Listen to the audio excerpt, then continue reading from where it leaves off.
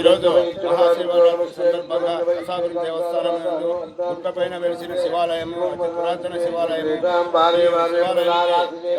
తెల్లవారుజామున 5 గంటల నుండి పూజా అవకాశం చేసి భక్తాదులందరికీ దర్శనమిచ్చినాడు.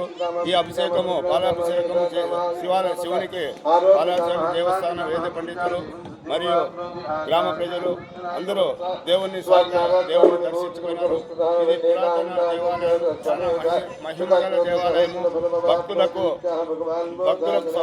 అన్ని ఏమి కోరుకున్నా వాళ్ళ కోరికలు నెరవేరుతాయని ఆనాటి ప్రజలు తెలియజేసినారు. అదేవిధంగా ఇప్పటి వరకు భక్తులు విరివిరిగా పాల్గొని ఈ శివాలయం దర్శించుకోవడం జరిగింది. జై శ్రీరామ్, జై హనుమాన్. పవనపుత్ర రెడ్డి యూట్యూబ్ ఛానల్ ఈ దేవస్థానం అభివృద్ధి గురించి ప్రజల్లోకి తీసుకుపోయి ప్రజలను చైతన్యవంతులు చేసేందుకే మా కృషి చేస్తామని. జై హనుమాన్, జై హనుమాన్.